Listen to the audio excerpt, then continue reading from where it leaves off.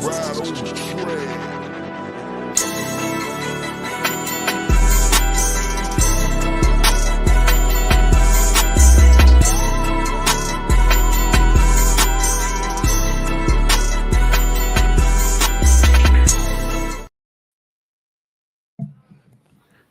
Home team. What's happening, home team? This your boy Blakberry Lyrics, and this is Fan Speak Mondays, where we discuss the latest sports topics and news from the weekend and what's currently going on right now in the world of sports. More specifically, mostly Atlanta sports. So of course, today we got to talk about how the Atlanta Falcons got their asses straight drug through the mud by the Denver Broncos. So what I'm gonna do is I'm gonna post a link or give everybody an opportunity to come in. Excuse me. If you hear uh, background chatter, that's my son. So just be aware of that. All right. So that's the link. I need to go on the what's called and pin it. I think I'm gonna do that. Hold on one sec. But the sad thing about today is we went into this Denver game knowing that we just come off a loss to our biggest rival, and we were ahead of the division. We literally before last week were looking down the barrel of being 7-3, go after the Skanks game, and coming into a Denver game where we knew we could get a win in this game and be 8-3 right now going into the bye week. But sadly, that's not the case, and there are a plethora of reasons why with this team. Um, it's a foregone conclusion right now that our coordinators are just too inconsistent. Um, and it could hurt us in the end, in the long run. Right now, it's still something that we can overcome. Not sure if we will. Not sure if we're capable of it, but we have time. And I think that's what a lot of us are counting on the most right now is us using that time wisely that we do have to try to stay above water with this team. Um, do me a favor before we get into the meat and potatoes of everything here today. Survey the bottom of the screen, if you would please. Know to go follow your boy Blakberry at all of these other social media platforms. And also, if you want to donate to the channel uh, and help the channel grow to its best abilities and the Blakberry brand, the Cash App is at the bottom of the screen. Also, go to hometeamfits.com and get your home team apparel at hometeamfits.com. Represent for your home team at hometeamfits.com. All right, so I got a pen. I got to pin this. Let me get this comment pinned. Let me get it pinned.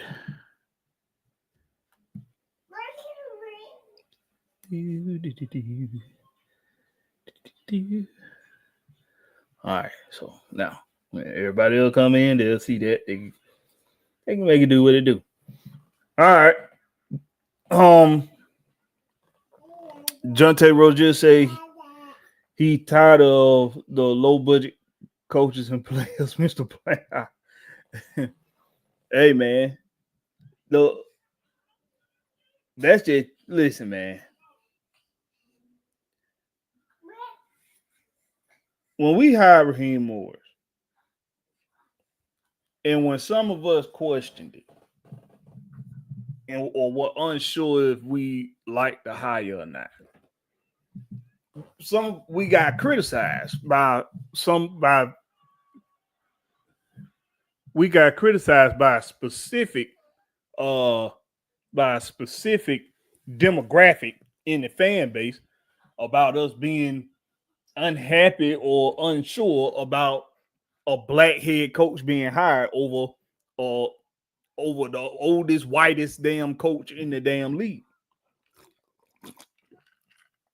In Bill Belichick.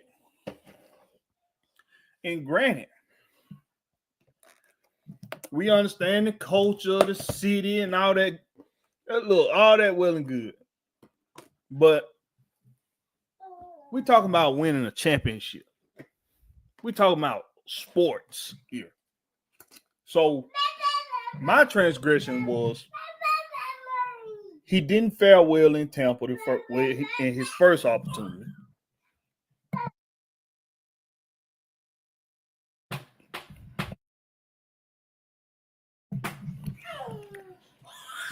He didn't fare well in Tampa with his first opportunity.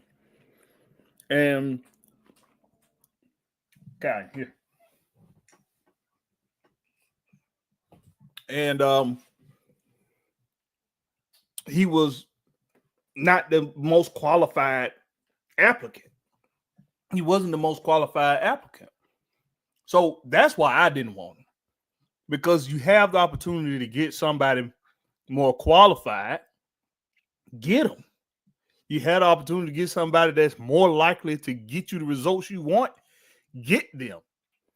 We did a similar thing during the factioning of the Atlanta Falcons back in the day when the ownership of the Falcons passed on hiring Vince Lombardi to be the head coach. And of course, we know where we are today. And yes, Vince Lombardi did have a good resume even back then and was the most qualified even back then. So we repeated history. We repeated history with hiring Raheem Morris over Bill Belichick. Now, I honestly think we don't know all of the details with the negotiating between the Falcons and Bill Belichick.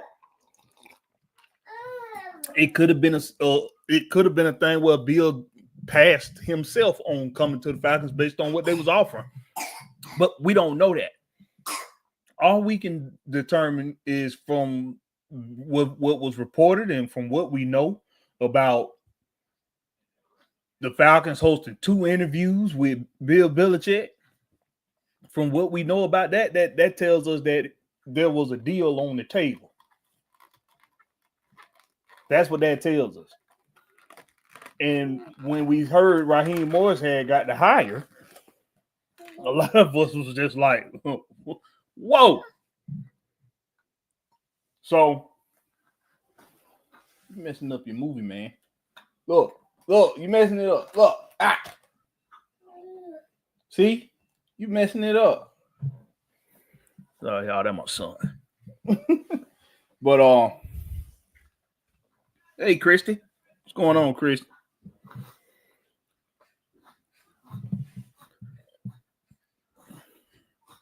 So when we repeated history, so to speak, with hiring Raheem Morris over Bill Belichick. So with that being said, when analyzing what's the current when analyzing the current status of the team, all that we can all that I can help but think is history is repeating itself. Now, I know it's a little too early. It's a little too early to get to feel that discouraged about the decision to hire Raheem Morris. But I'm just not seeing anything. I'm not seeing any signs from him or his coordinators that he picked, that he handpicked, I'm just not seeing anything from them that tells me that this can get better with time. I'm just not seeing it. But that's my take on it. The link is pinned in the chat. Anybody got something they want to say on the matter? It's Fan Speak Monday. Let's get it off our chest right now. Hit the link. Come on in. I know it's only a couple of you in there. But I'm here. You here. Let's talk about it.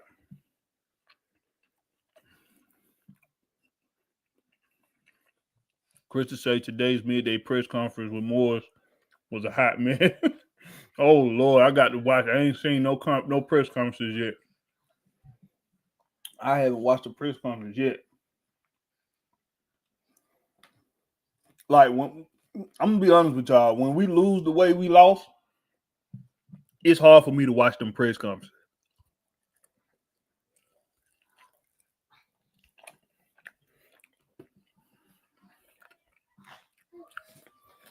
Because I just know I'm not going to like the political bullshit ass answers that they're going to give.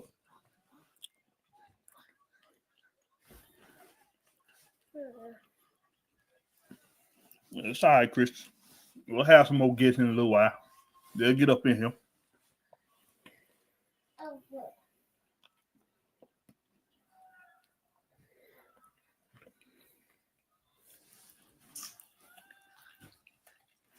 I know I ain't. I know I'm not gonna like nothing he say. All that skin and grinning, that shit was out the window.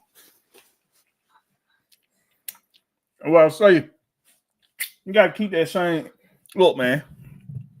I know you ain't gonna be smiling and shit on no blowout loss or on a loss period. I know that. I know you ain't gonna be.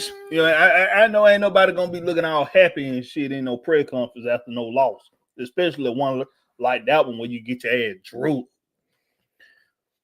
But you still supposed to give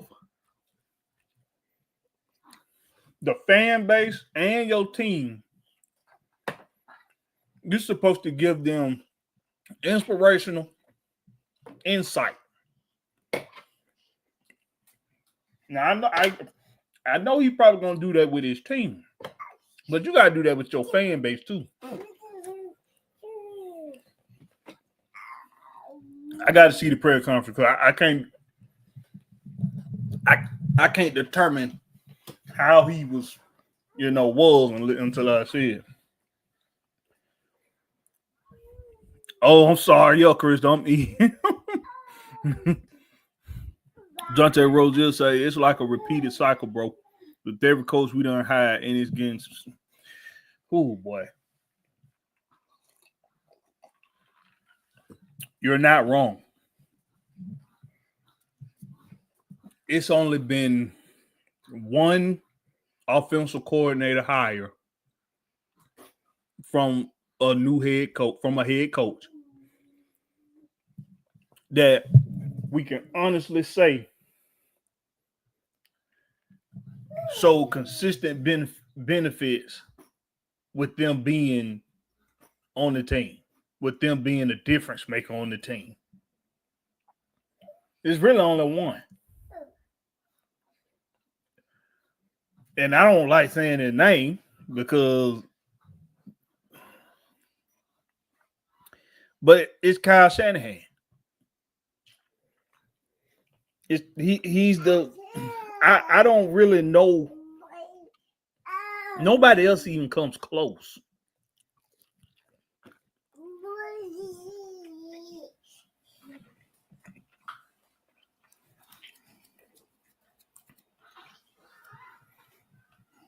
Nobody else even comes close. When we hire head coaches, they don't do a great job of selecting the right coordinators. I did want to coach The only thing about Bill Belichick that I was unsure about with him coming in was him being the defensive play caller, because I knew that's what he was going to want to do. He was going to want full control over the defense, even with a coordinator. And I'm just not a fan of having a coordinator that's only there to be used as a seat filler. I just never been that kind of person, that kind of fan of the game. I don't like seat filler coordinators.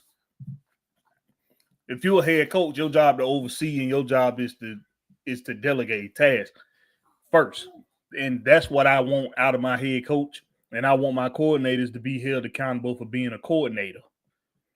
So that was the only thing that I wasn't going to necessarily be sure about with having Bill Belichick. But Raheem Morris comes in, he has his coordinators. He delegates them the task of calling their own plays, coming up their own schemes and strategies. Excuse me. And they're being held accountable for that. It just don't look like he made a good selection of guys. It just don't look like he made a good selection.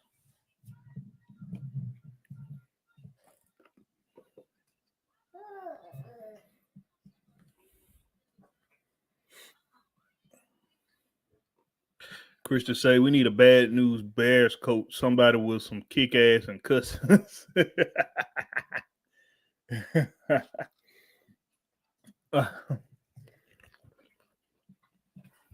I watched the movie. I do not remember the name of it, but it had Snoop in it. Yeah, y'all got to hear me eat. I'm sorry, I'm eating.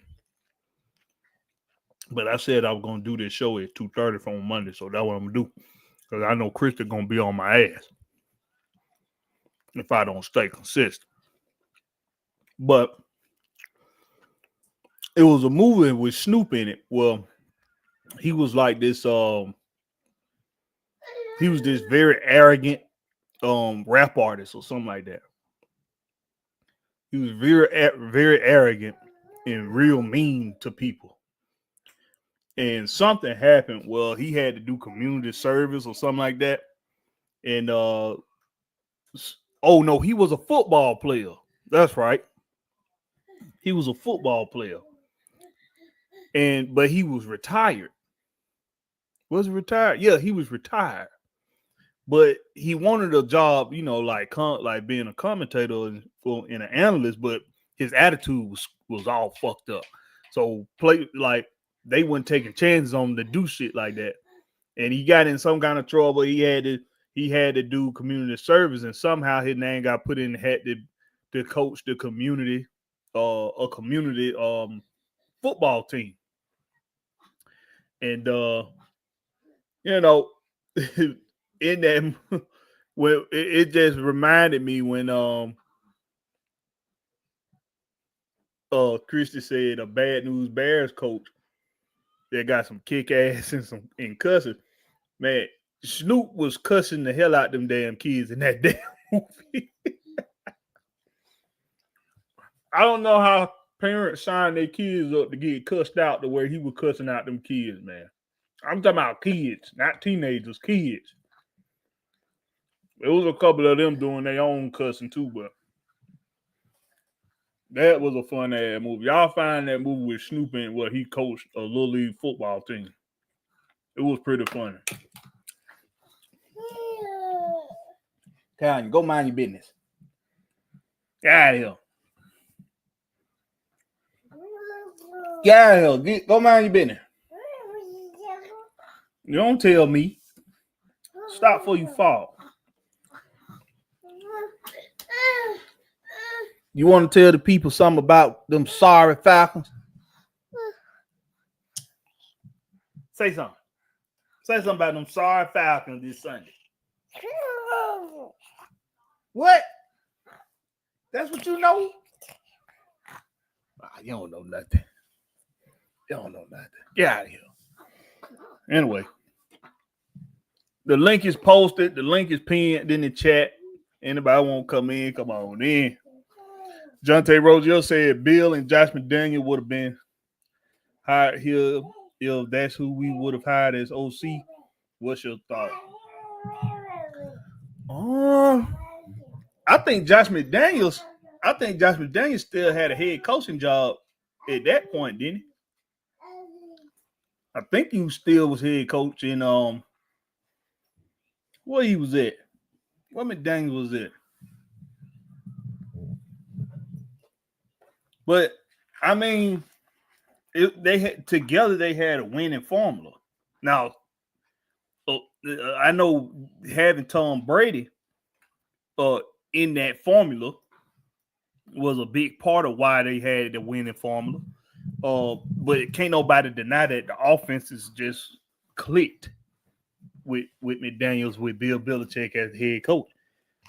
I mean, like that would have been the most qualified, that would have been the most qualified tandem that would have been up for the job. Yeah, the Raiders. That's right. He got fired. That's right. He got fired during the season last year. That's right. That's how what's his name got the head coach job.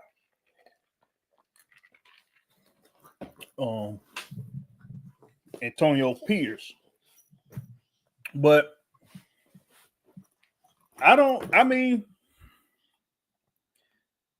we would have it wouldn't have been the style of football that Falcons fans have grown accustomed to seeing here in Atlanta. It's not a exciting offense. It's an offense that's predicated on it's just predicated on moving the chains. The run game, the run designs are quite old school and boring. The passing game is very dink and dunk. But it probably would have been effective. Especially with Kirk Cousins. Probably would have been effective. They do utilize the play action quite a bit in the Josh McDaniels offense. So I wouldn't have minded, and to answer your question, I wouldn't have minded.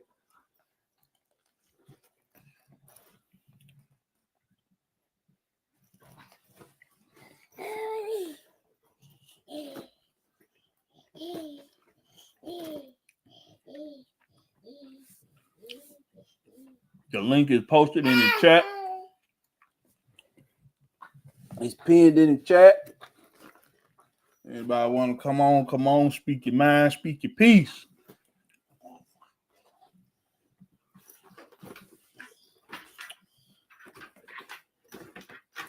I'm just sitting here. I had my rant last night.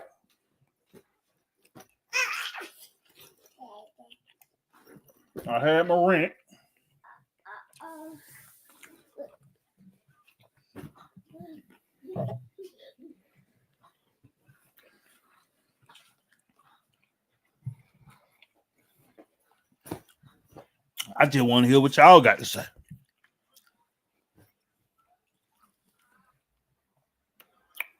I do feel kind of rude smacking and eating in the damn mic, but y'all already know I don't give a fuck.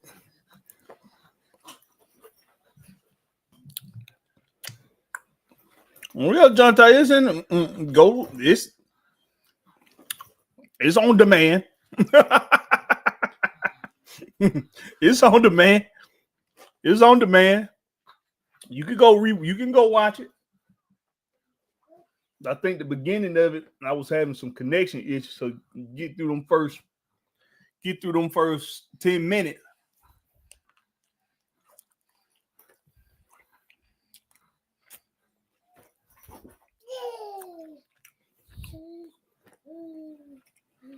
Let me tell you something my son like to do. It don't matter what you sit him on. He likes to get right on the edge of it and lean his head over. Like he finna just face plant right off of the doggone bed. He gets right on the edge and sits and likes to pivot and turn right on the edge. I thought I just seen somebody just popped up on there, but they gone now.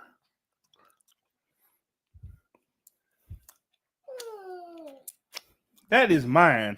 What you doing with it?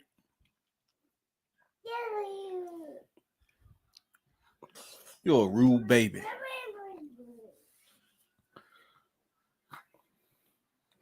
When you listen to today's prayer conference, we may not see any changes. Yep. I heard about that part of it.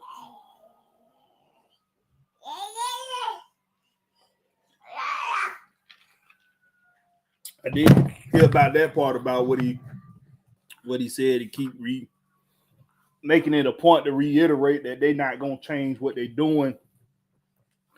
Almost like saying, we don't care what the results is.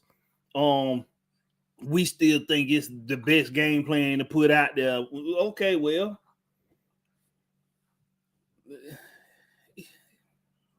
it's stupid. I can't even rant about it because it's just stupid.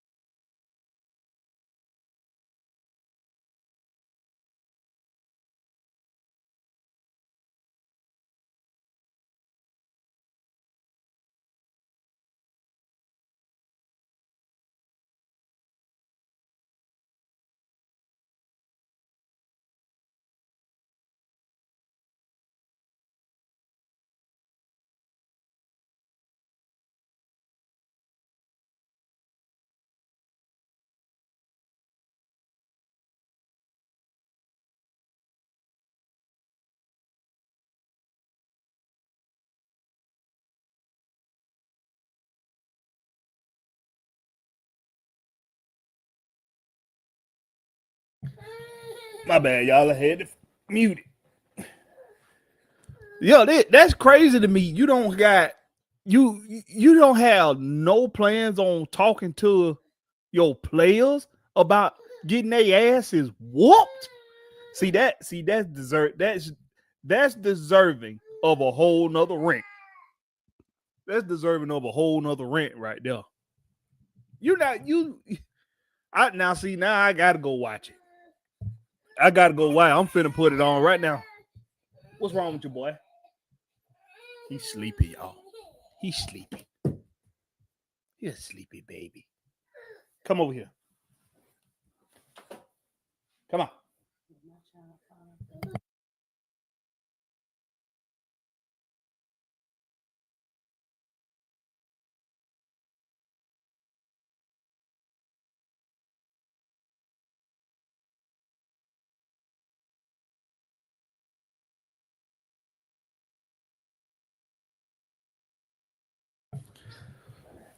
That's just crazy to me, man. You don't want to. Hold on.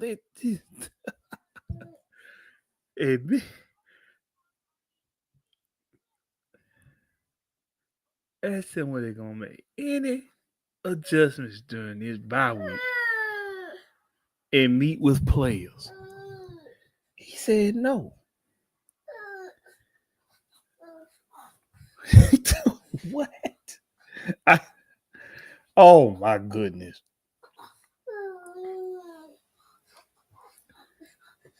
Why not include? Yeah, like why not include the players in the adjustment plans? I mean, yeah, I get it's they week off. But that's what I'm talking about when I say it's time to start thinking different. When you want to win some shit, it's time to start thinking different. Now, see, Raheem, he don't won as a coordinator, ain't won as a head coach. So he's still thinking like he a damn coordinator. Now I ain't gonna tell you it's these guys week off. Look, I bet you during the parade of after winning the championship, you think they're gonna give a damn about not having or you communicating with them on their week off about getting these schemes together, about getting the personnel groups together, about pulling out victories. And that's exactly right, Christy. She said if I have an inexperienced DC and I have veteran defensive players, why not talk and share together? Our defense has played under other DCs and schemes. And it ain't even and listen, a meeting of the minds could be beneficial when it with what you're saying. Uh but players still got to understand that the coach is the coach and I'm the player. But that's absolutely right. Right? Why not get the ideas of the players to see how you can implement adjustments and changes that could benefit the team, that could benefit the units, the defense and the special teams and the offense. Why not get their insight on what you could do differently? First of all, what you might get out of that is if you haven't already determining what players like to do that may help them in the game plan.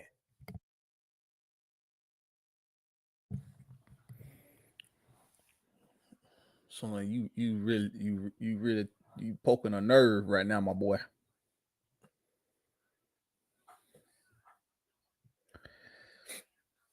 Chris said he complained. He complained of lack of effort, but if they have a job and the new boss doesn't want to hear how we can make things work better and see what they are doing doesn't work, I would just do the job only. Yeah, a lot of guys just gonna go through the motions. They're just gonna go through the motions, but they are executing the plays. That is what Morris has said weeks before, but the last 2 weeks has not mentioned that because a couple weeks back and prior to a couple weeks ago, they was getting turnovers on the defense. The defense was getting turnovers. See, that's why I tell y'all you got to pay attention to what they're saying. You got to look a little deeper in what they're saying. We was getting the turnover. See, that's what they want the defense to do. That's what they want them to do. See, they believe that playing that far off of a receiver allows you more opportunity to make plays on the ball, which they're not wrong in my opinion. I think you do better your chances at turning the ball over when you're able to play the ball in space. It's a little harder to do that when you're trying to check a man, foot for foot. Like you got to be a dynamic, athlete to be able to do that. But so I don't think they're wrong in what they're saying with how they want to attack offenses with their game plan. Hey, watch out, buddy.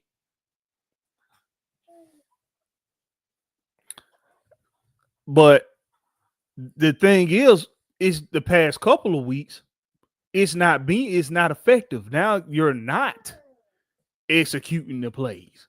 Now you're not executing the way you want to on defense with the turnover. So and we seen that coming.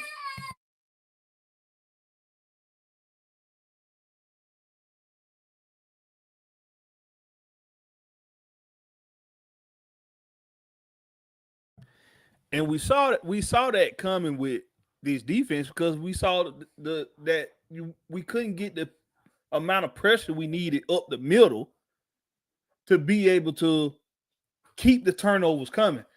This is what I talk about when I say at some point your talent isn't going to cover up the deficiencies of your coaching. We ain't been able to get a good enough pass rush all season, but we was able to get turnovers. So the effectiveness that they were talking about, it was effective up until it got to its boiling point, up until it reached its ceiling.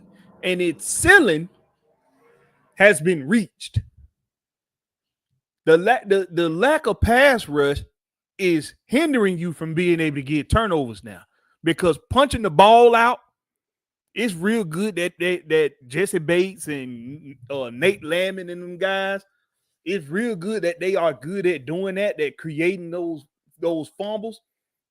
But let's be real. Teams start to prepare better for that when they know they playing you. They know you finna try to punch the ball out. So they're practicing how to protect the ball better when they get the ball, when they get possession of the ball. So little bit by little bit, that lack of pass rush is starting to rear its ugly head. Because now the talent isn't making up for the deficiencies of the coaching. But they want to keep going out there and doing the same thing over and over again.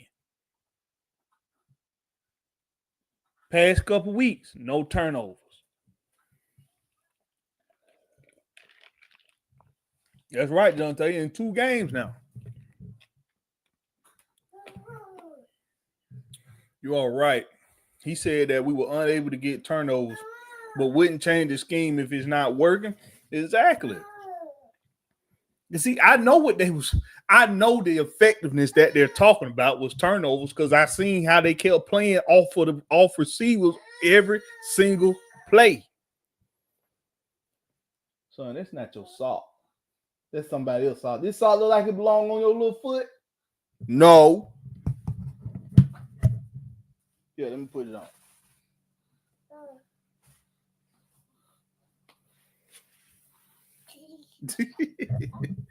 But that's the effectiveness that they're talking about. That's why every time somebody brought up the lack of sacks and the lack of pass rush, that's why they gave those same benign answers.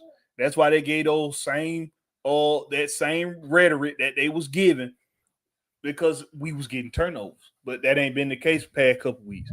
So now we finna go into a bye week where they finna be in film and in meetings discussing with one another, well, this effectiveness ain't so effective no more, so what we gonna do about it? We gonna see.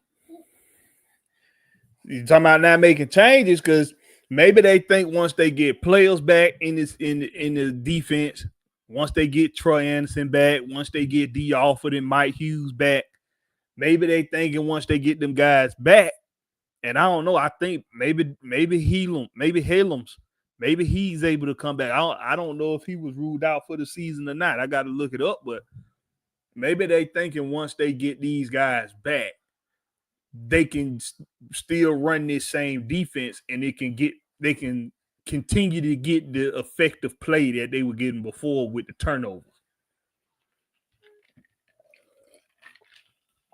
But what about right now?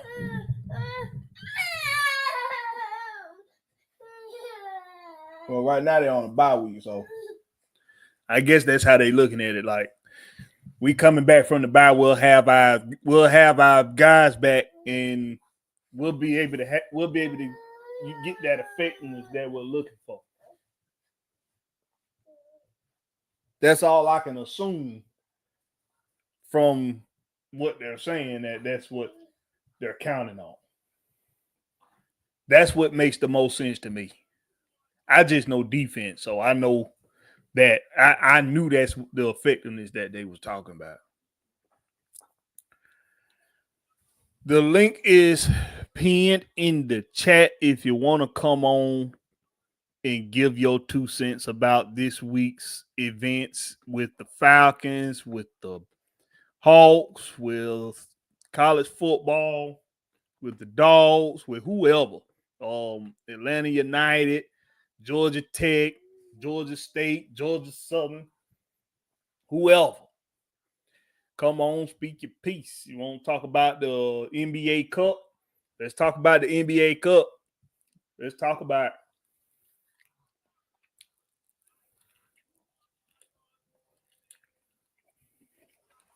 it. Let's talk about it.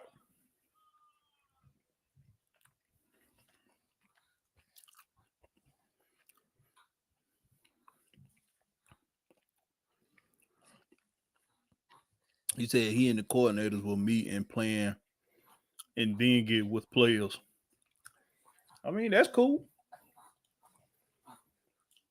That's fine to get with each other first. That's cool. But you got to get with the players. Tunchi Rose just said that young players on defense are being more productive than the veterans.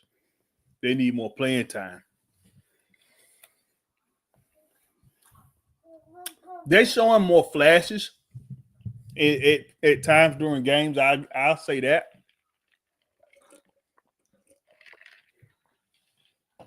So you might be right. Maybe that's something you can build on with a player's confidence. When you see them have those flashes, do something, draw something up to give them more opportunities out there so that maybe you can build on that confidence and maybe it turns into production. That's what happened with Nate Landman last year. And he turned into a stud before he got hurt.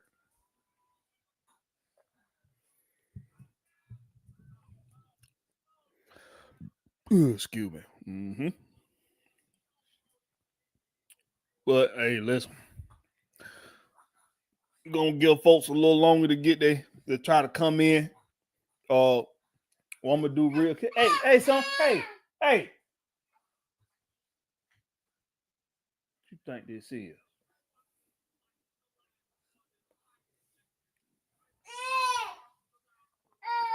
Couldn't say that is why I said the postseason will include searches for younger, uninjured, bigger defensive players. Yeah. I mean, we got to do something about you can't control injuries, but somebody need to look at the guy dive plans or something, man. I understand that the NFL policies on injuries are different from what they used to be back in the day. It's a lot less. It's a lot less things that the league is letting teams get away with playing guys playing injured. I was very surprised how they let CD Lamb play the net, continue to play after that game against us when clearly that shoulder was dislocated. And he kept playing on it. And I know with a dislocated shoulder, you pop it back in, you could go back out there. But he didn't get that shoulder popped back in time if you add me in. And even like you could tell, like tonight, watch him tonight when they play tonight. CeeDee Lamb ain't gonna look the same. He shouldn't be playing. He's listed at questionable, but he shouldn't be playing with that shoulder. But the league is a lot more. They're a lot less laxed about guys playing injured these days. So I get it's not like how it used to be back in the day.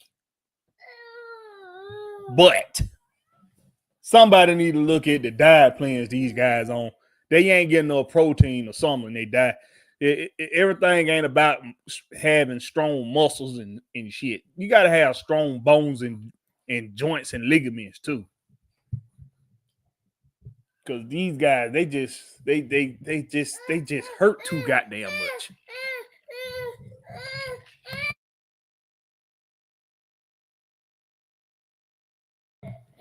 But since ain't nobody gonna be able to make it on, what we're gonna do is gonna go ahead and start wrapping it up.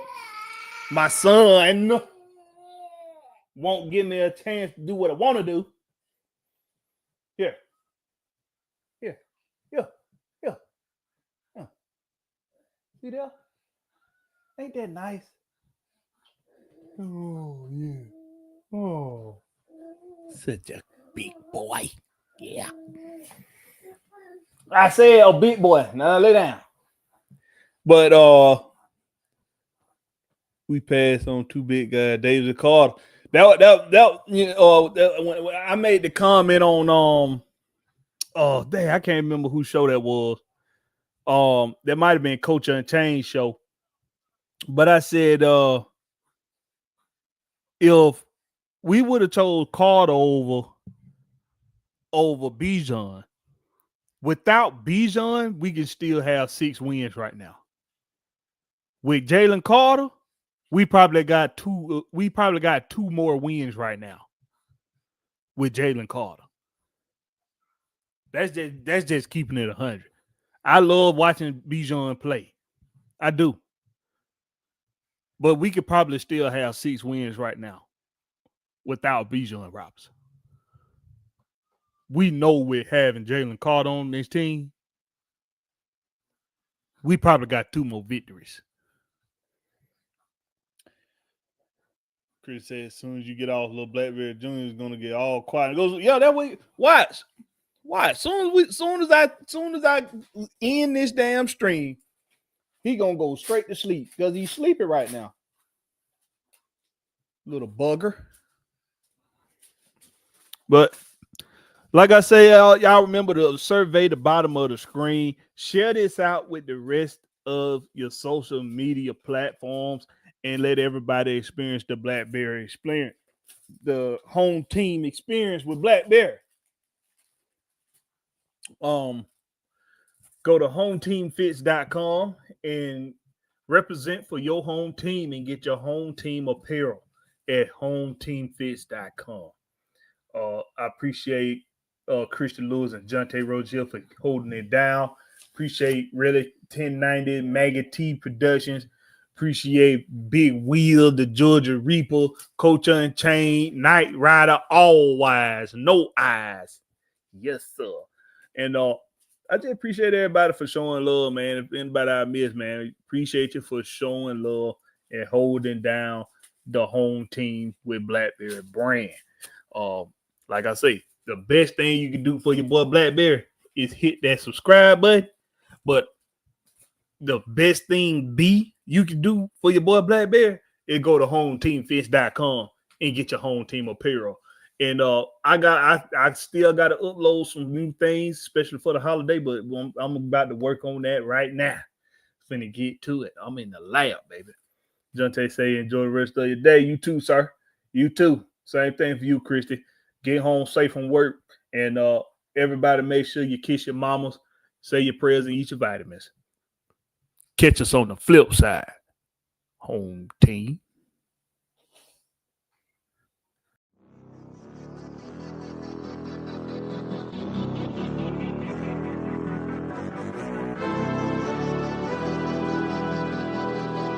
Night ride on the train.